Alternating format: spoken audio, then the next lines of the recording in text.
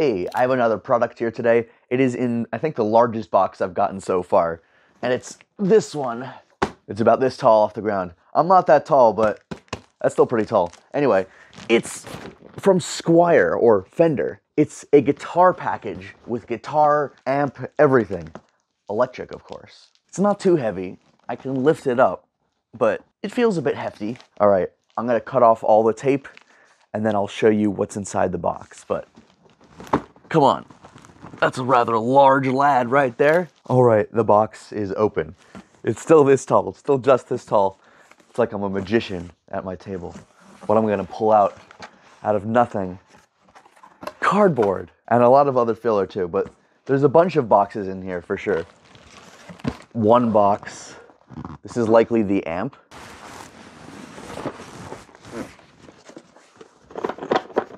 Ooh, I wonder what's inside. That's vaguely instrument shaped, but I don't think it's our guitar. No, the guitar is in one of these. This feels like it might be the bag. Gets its own box. And then here's the guitar itself. A rather heavier box of the same shape in typical box form. There we go. Like one of those pizza guys flipping the guitar around. Guitars, buy guitar to eat this way. I think what I'm gonna do is open up all of these boxes, and then we'll finally get to see what you're here for. All right, so I want to tell you that I use my keys to cut the tape. Not great form, but anyway, this is the smaller box, and it contains the case, which looks like this. Typical. It's nice. Not too much insulation there, but it's a nice rounded shape, very large pocket. And it also has this box in there, which contains a strap, Fender Strat, a nice thick cable, original series 10-foot cable, as well as some tools, a pick, documentation, looks like a spring, all the good stuff. But finally, in the other guitar-shaped box, we have our darling here, of course. Take it out of the foam, out of the box. At least they insulated it fairly well. I can't even tell what it looks like yet. You can get a hint of it. There's the paperwork at the top there. We don't like to read. Well, we do like to read, but you know, I gotta speed things along. Kind of unwrap your guitar like a bouquet of flowers. I like that design, to be honest. That's a nice modern style, but it's not too obtrusive. Let's take the paper off. All this paper taped onto the strings with a bunch of Jessicat packs. Did you know that these things are called Jessicat packs? They absorb moisture. Don't eat them. No, they're not tasty, but don't eat them. All right, so there is a thing there, but anyway, I could tune it because it doesn't sound great right now, obviously. But that's what the design looks like. I do like how smooth the horns flow together. Oof. And I do like the matte black. What's the back look like? Okay, and we can tune, I guess, back here. There's the volume tone and the two tones. Otherwise, fairly standard. Otherwise, yeah, there's a cutout here, which obviously when you're holding it against the body, makes it a lot more comfortable to hold this way because there's that indentation. And a lot of these more modern guitars also have this rounded edge here, where your arm falls over the front of the guitar. We do have the bolt-on neck. That's common in cheaper guitars. We do have some plastic that's covering the pickups. So I could do something like this. We have something covering the pickups here, and also the entire guard area, pick guard area. Oh man, this will be rough to clean up, I can tell. I'm gonna want to like take all the strings out of the way. Yeah, it's part of like an unboxing experience. It can be fun to peel these away, but then sometimes you're left with like little plastic residue, pieces of residue, like stuck. Sometimes if the installation isn't good, or they put the plastic on before doing other finishing touches, you can end up with like the plastic underneath the knobs, for example. This one didn't, thankfully. But like if they put the knobs on after they put the plastic on, that can get stuck. And it is quite satisfying, but sometimes it just doesn't cooperate. Anyway, I will, I guess, tune this up and we'll see what the amp is like because I haven't shown that yet. In another box, there's this. This looks to be a stand and the guitar strings or an extra set. So if any of them break from tightening them too much or you need to install a new pair or any individual of them, I know the high string goes twang a little too often for me. Okay, and that opens up. Then this unfolds like that.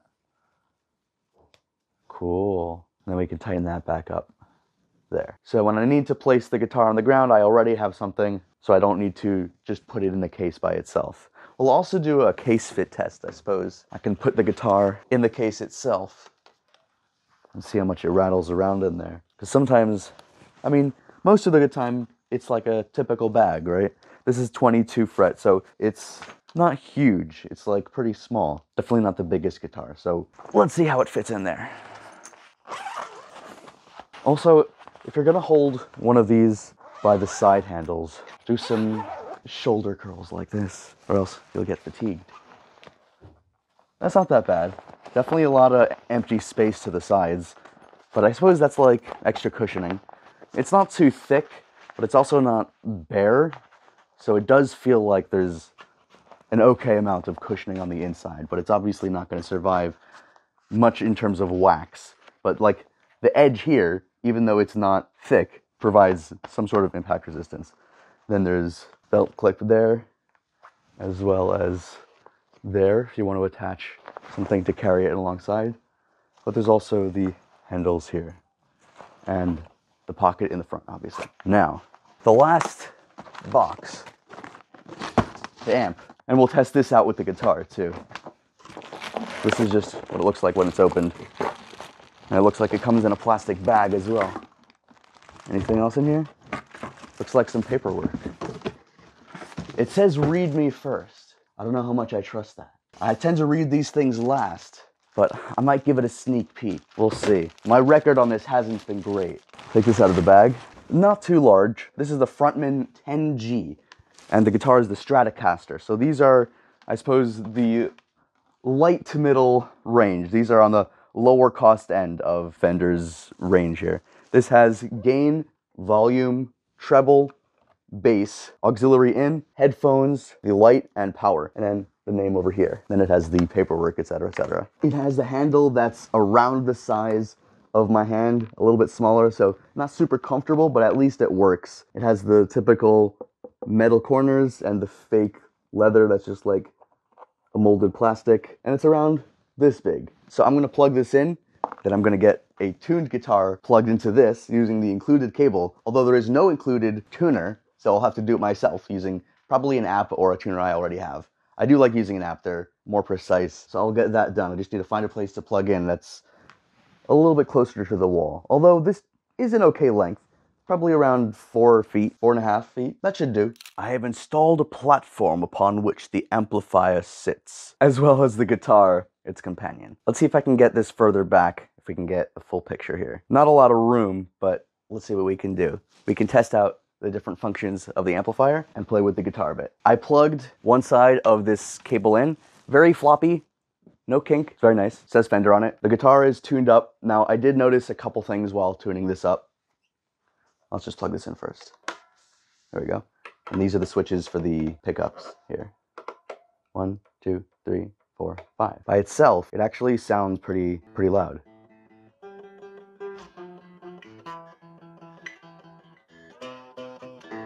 All right, and then the amp itself, we can power on. Let's see, turn our gain up a little bit. Maybe not all the way, but you know, turn the volume up. Actually, we can probably turn gain to the middle, volume to the middle, treble to the middle, bass to the middle. I'm already getting a little bit of feedback here. You can hear it. I've installed the strap, of course. It's a little bit tight right now, so let's see if I can't lengthen that. All right, there we go.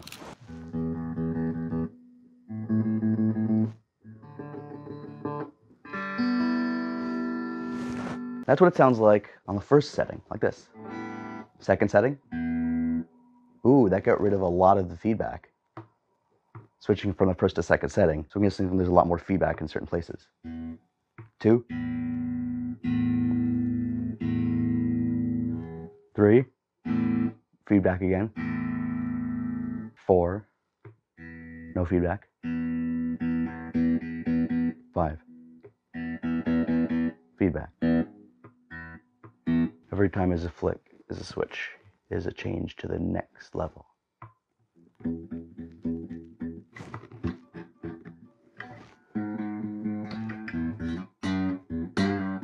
I've noticed that these strings are also very bendy, like just pressing on them changes the note. If I hold it here.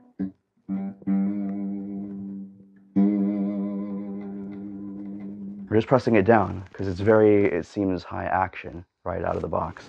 It's possible to lower it, but the frets themselves are also pretty high. Now, I think they're pretty well rounded and sanded. I haven't had any issues with feeling like they cut. It felt pretty smooth. The neck is pretty thin too.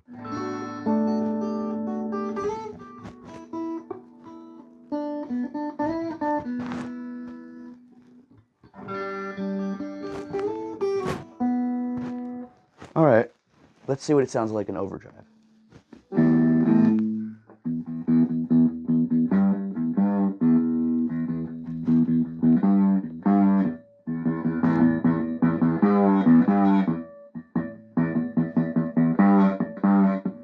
Then we can go through all these settings. Ooh, that made that buzz a lot worse. Around the second setting, I think is the lowest.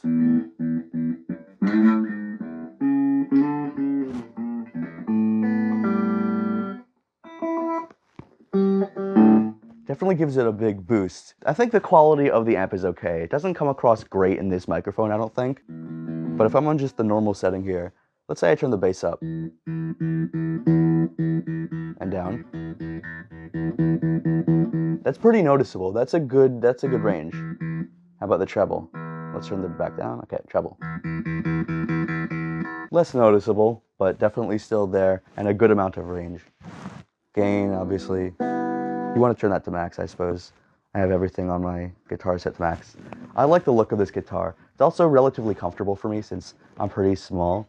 All right, so I like these. I think these are, at least for what they're priced at, pretty good. There's a little bit of feedback in the amp itself, but I think that's fine. The guitar itself is pretty light. It's comfortable. It sounds okay. I don't love how it sounds, but that might be a personal taste. It also can sound a little bit flat sometimes.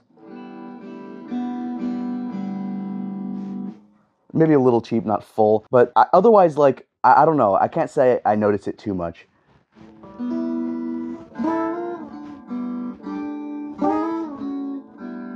Otherwise, it sounds pretty good. It sounds like it has a unique kind of timbre to it. And it has a whole bunch of settings. No whammy bar, though. It's nice and smooth. It's very light, too. Good for traveling, I think. The case itself is fine and fits everything.